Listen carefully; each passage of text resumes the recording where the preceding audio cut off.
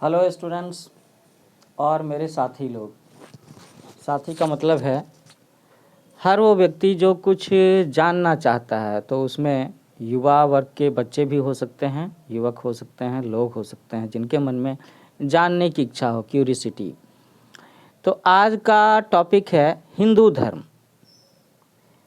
वही हिंदू धर्म जो भारत में सब जगह पर व्याप्त है और भारत में आपको ज़्यादातर हिंदू धर्म के लोग ही मिलेंगे। तो हिंदू धर्म में चर्चा करने का मतलब ऐसा नहीं है कि मुझे दूसरे धर्मों से कोई बैर है। मुझे मुस्लिम से भी प्यार है, ईसाइयों से भी प्यार है, सिख धर्म मेरा बड़ा करीबी है, उनसे मेरा बड़ा लगाव है, पंजाबी भाई बंधुओं से। और जब हम लोग बुद्धि के स्तर पर बातें करते हैं तो हम लोग पर्टिकुलर किसी एक धर्म की बात नहीं करते या सिर्फ उसका पक्ष नहीं लेते, है ना। हर धर्म में जो अच्छी बातें हैं उसकी बातें करते हैं। तो हम लोग वापस मेन टॉपिक पर आते हैं, हिंदू धर्म। हिंदू धर्म क्या है? तो आप सबके मन में सवाल आता होगा कि जो धर्म इतना पुराना है, जिसको लेकर के इतनी चर्चा होती है, जिसमें इतने बड़े बड़े ग्रंथ हैं, रामायण, महाभारत, गीता, आखिर उस धर्म में ऐसा है क्या? हम लोग धार्मिक त्योहारों के बारे में तो जानते हैं, रामायण की कहानी जानते हैं, महाभारत की कहानी जानते हैं, लेकिन हमारा धर्म आखिर किन चीज़ों से बना हुआ है और इसकी उत्पत्ति कैसे हुई, कब से है, ये कहीं पर ठीक से लिखा हुआ नहीं मिलता। तो पुरानी फारसी में दंत स का उच्चारण ह हो जाता है। दंत स वही है जिससे मेरा नाम है संतोष, जिससे हम लोग बोलते हैं सुख, जिससे हम बोलते हैं सारथी। तो पुरानी फारसी भाषा में स का उच्चारण ह हो जाता है। अतः फारस के निवासियों ने सिंधु नदी के भूभाग को हिंदुस्तान या हिंदू देश, यहाँ के निवासियों को हिंदू और उनके धर्म को हिंदू धर्म नामों से पुकारा था। तो आप सोच सकते हैं ना कि सिंधु और सिंधु का स ह हो गया तो हिंदू, सिंधु हिंदू, तो कितना करीबी संबंध है हिंदू धर्म का सिंधु नदी के साथ में, है ना। तो फारसी में स का उच्चारण ह हो जाता है, इसीलिए शायद यहाँ के निवासियों को उन्होंने सिंधु के बजाय हिंदू कहा और उनके धर्म को हिंदू धर्म नाम से पुकारा था। तो इस दृष्टि से देखने पर भारत में प्रचलित सभी धर्म, चाहे वह जैन धर्म हो, बौद्ध धर्म हो या सिख धर्म हो, हिंदू धर्म के ही अलग अलग पहलू माने जा सकते हैं। या हम ऐसा कह सकते हैं कि एक ही माँ के 3 बेटे 4 बेटे, है ना। चाहे वो जैन धर्म हो, बौद्ध धर्म हो या सिख धर्म हो, ओरिजिनली ये सब के सब एक ही पेड़ की शाखाएं हैं और दैट इज हिंदू धर्म, हिंदुइज्म। लेकिन हिंदू की परिभाषा के अंतर्गत वही धर्म है जो वेदों पर आधारित है और आर्य जाति द्वारा आचरित रहा हुआ है। कहने का मतलब है कि आर्य जाति का हिंदू धर्म के साथ में बड़ा घनिष्ठ संबंध रहा होगा, या हिंदू धर्म पर्टिकुलरली आर्य जाति के लोगों द्वारा ही फॉलो किया जा रहा होगा। परंपरा में इसका नाम सनातन धर्म भी चल पड़ा है। कई बार आप आजकल अखबारों में, टीवी में इसकी चर्चा सुनते होंगे, है ना। हमारे देश में जो रूलिंग पार्टी है बीजेपी, वो भी अक्सर हिंदू धर्म या सनातन धर्म की बात को लेकर के कहती है। हम लोग कई बार सनातन धर्म शब्द सुनते हैं और शायद यह ठीक भी है। यह अत्यंत प्राचीन है, इसमें शाश्वत मूल्यों की अवधारणा भी है। सनातन शब्द का अर्थ होता है शाश्वत और प्राचीन, और शाश्वत शब्द का मतलब कुछ ऐसे होता है कि जो हमेशा से है, अनादिकाल से है, प्रारंभ से ही है, जब से कुछ शुरू हुआ तब से ही है। तो सनातन शब्द का अर्थ शाश्वत और प्राचीन दोनों ही है। धर्म शब्द की व्युत्पत्ति ध्री से हुई है, ध्री। इसका अर्थ होता है विश्व को धारण करने वाला। सम्यक विश्लेषण करने पर यह ईश्वर का पर्याय ठहरता है। धर्म शब्द ईश्वर का पर्याय हो गया, मतलब धर्म ईश्वर का पर्याय हो गया, तो जो भी धार्मिक कार्य हैं वो ईश्वर के कार्य हो गए। तो इसका मतलब है सारे के सारे धार्मिक कार्य जो होते हैं वो कहीं ना कहीं मानव जाति को सुख पहुंचाने वाले या उनके भलाई के लिए ही होने चाहिए, है ना।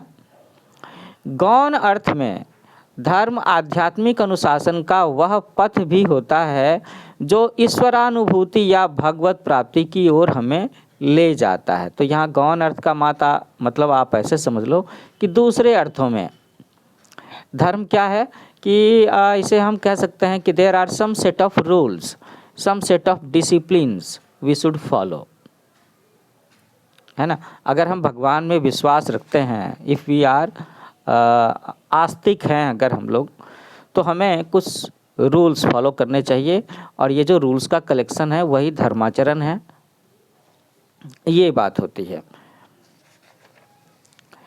अत्यंत प्राचीन काल से आज तक हिंदू धर्म में स्वीकृत आध्यात्मिक अनुशासन के सभी पंथों का निष्ठापूर्ण अनुसरण ईश्वरानुभूति में प्रेरक रहा है। स्वीकृत आध्यात्मिक अनुशासन मतलब वो डिसिप्लिन्स, वो रूल्स जो कि कहीं ना कहीं बड़े लोगों के द्वारा, पूर्वजों के द्वारा या महान लोग या विद्वान लोगों के द्वारा मान्यता प्राप्त है, जो जिसे वे अप्रूव करते आए हैं। और अगर हम उन चीज़ों को फॉलो करें तो हम ईश्वर की अनुभूति कर सकते हैं। एहसास हो सकता है कि हमें ज्ञान की प्राप्ति हुई, हमने ईश्वर को समझ लिया, ऐसा कुछ। तो भविष्य में भी उनसे प्रेरणा अवश्य मिल सकती है। अतः सनातन धर्म नाम ही ज़्यादा ठीक है हिंदू धर्म की तुलना में। इसका उद्गम कब और कैसे हुआ होगा? जब भी हम लोग किसी चीज़ के बारे में ज़्यादा जानकारी चाहते हैं तो अक्सर हम लोग पता लगाने की कोशिश करते हैं कि भाई आखिर इसकी खोज कैसे हुई होगी, इसकी उत्पत्ति कैसे हुई होगी, पहली बार इसकी चर्चा किसने की होगी, ऐसा कुछ। तो बात आती है कि हिंदू धर्म का उद्गम कब हुआ होगा, किससे हुआ होगा। संसार के अन्य धर्मों की बात अलग है। किसी एक धर्मदूत या मानवीय इतिहास के कालखंड विशेष में हिंदू धर्म का उद्गम नहीं हुआ है। मतलब ऐसा कुछ कहीं भी डेफिनेटली लिखा हुआ नहीं है, पक्के तौर पर हम गारंटी नहीं कह सकते। We do not have any proof about it.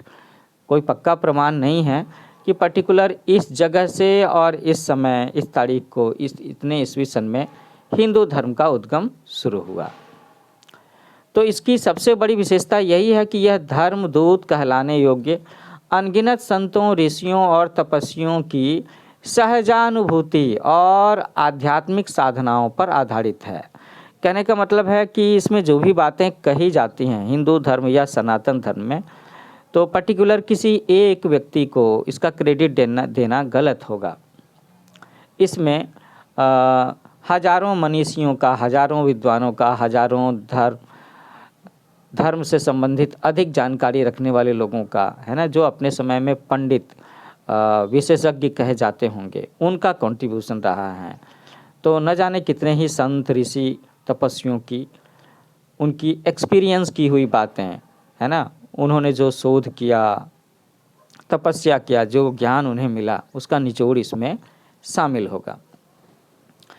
पकड़ में आने योग्य आध्यात्मिक अनुभूतियों की पक्की नींव पर टिके हिंदू धर्म की परंपरा युग युग से गंगा की अविरल धार की भांति प्रभावित होती रही है। तो इसीलिए इसका सनातन धर्म नाम पड़ा है। तो बच्चों, मेरे स्टूडेंट्स, आप काफ़ी हद तक समझने में सक्षम होंगे कि भाई आखिर हिंदू धर्म का नाम कई बार हम सनातन धर्म बोलते हैं तो क्यों होते हैं ऐसा। अभी अभी आपने सुना ना कि न जाने कितने सालों से, युगों युगों से जो साधु, संत, ऋषि, महात्मा, तपस्वी रहे हैं, उन्होंने अपने ज्ञान के भंडार से इस धारा को संचारित किया है। अच्छा, अब जैसे हम लोग बात करते हैं ईसाई धर्म की, तो बाइबल ग्रंथ का नाम याद आता है जबान पे। अगर हम मुस्लिम धर्म की बात करें, इस्लाम की, तो हमारे मन में कुरान की बातें आती हैं। सो व्हाट अबाउट हिंदुइज्म, कि हिंदू धर्म का मूल ग्रंथ क्या है? मूल, ओरिजिनल, है ना, अब ओरिजिनल। और उसका निचोड़ क्या होगा, क्या बताया जा सकता है उस धर्म ग्रंथ के बारे में? क्या कोई पर्टिकुलर एक धर्म ग्रंथ ऐसा है जिसे हम हिंदू धर्म का मूल ग्रंथ कह सकते हैं? तो कहते हैं कि वेद ही हिंदू धर्म के मूल ग्रंथ हैं। जो क्लास 6 के स्टूडेंट्स हैं, जो एनसीईआरटी की किताबें पढ़ते हैं, उन्होंने 6 क्लास में हिस्ट्री में पहली बार टेक्स्ट बुक में वेद शब्द का रेफरेंस ज़रूर सुना होगा। आप चाहो तो उस चैप्टर को एक बार देख सकते हो। कभी मैं उस चैप्टर का भी एक लेक्चर रिकॉर्ड करूँगा, तो उसका लिंक इसके साथ डालूँगा। तो वेद ही हिंदू धर्म के मूल ग्रंथ हैं।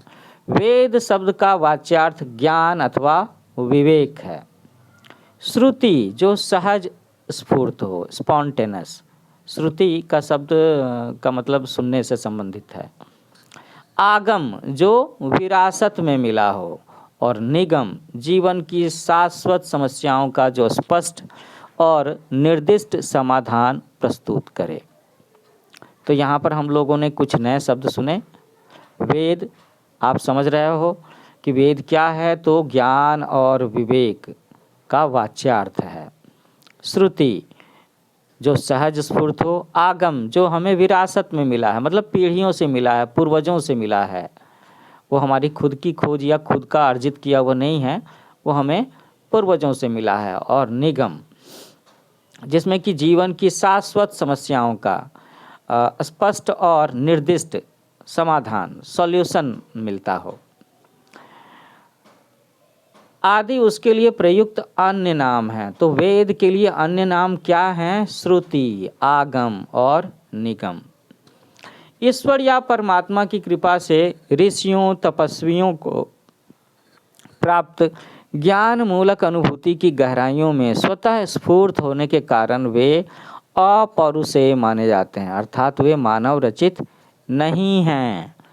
तो ये ध्यान देने की बात है वेदों के बारे में। क्या कहा गया कि वो मानव रचित नहीं है, पर्टिकुलर किसी एक मनुष्य ने उसे बैठ करके या सुना करके नहीं लिखा है या लिखवाया है। तो इतना स्पेशल है वेद।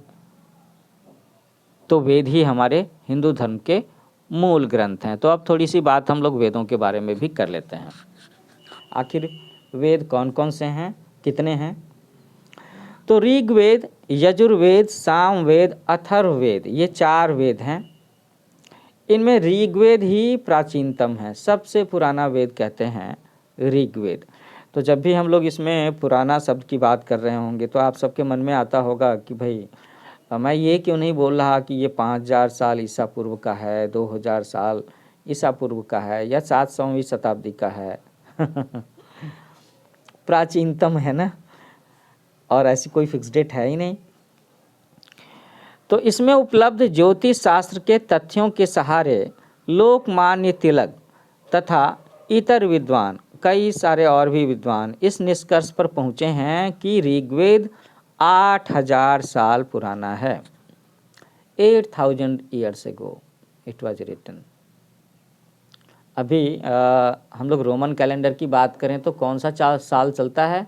ये चल रहा है 2024, तो 2000 साल इधर के मान लो, और ईसा मसीह के जन्म से 6000 साल पहले। अभी मैंने बातों बातों में कहा था ना, ईसा के पूर्व 5000 साल पहले, 5000 years ago। तो जो हमारे देश के बड़े बड़े विद्वान लोग रहे हैं, और इसमें जो ज्योतिष शास्त्र का तथ्य वगैरह दिया हुआ है, उसकी स्टडी करके लोकमान्य तिलक जी और उनके साथ के कुछ विद्वानों ने इस चीज़ को कहने की कोशिश की कि ऋग्वेद 8000 साल पुराना है। अब ऋग्वेद है क्या? तो ऋग्वेद ऋचाओं, प्रार्थनाओं का संकलन है। इसमें प्रार्थनाएं हैं, राइम्स हैं। और प्रार्थना किसकी होती है? जो श्रेष्ठ हो, जो महान हो, जो आपसे बड़ा हो, जो पूरी दुनिया के भला के बारे में सोचता हो। यजुर्वेद में यज्ञ के विधि विधानों और कर्म कांडों का विवरण है। तो कर्म कांड का मतलब आप ऐसे समझ सकते हो, जैसे हम लोगों के हिंदू धर्म में विवाह से संबंधित कुछ संस्कार होते हैं, जन्म लेने पर कुछ संस्कार हैं, उपनयन के कुछ संस्कारों का वर्णन है, मृत्यु के उपरांत भी कुछ संस्कारों की बात होती है कि ये सारी पूजा पाठ इस तरीके से किए जाने चाहिए, उसे हम कर्म कांड बोलते हैं। सामवेद में क्या है, तो सामवेद में ऋग्वेद की ही चुनी हुई ऋचाओं को स्वरबद्ध किया गया है। ऋग्वेद में जो ऋचाएं हैं, जो प्रार्थनाएं हैं, तो उसमें से जो सेलेक्टेड पोर्शन है उसको ही थोड़ा सा लिरिकल करके सामवेद में स्वरबद्ध किया गया है, लिखा गया है। इनका विशिष्ट यांगों के अवसर पर सस्वर पाठ होता है, जो सामवेद में लिखी हुई चीज़ें हैं। सामवेद भारतीय पक्के राग रागनियों का उद्गम भी है।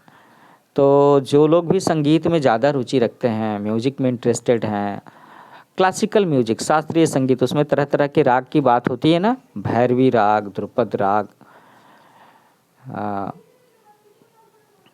बहुत सारे राग हैं, तो उन्हें सामवेद का अध्ययन करना चाहिए, जरूर करना चाहिए।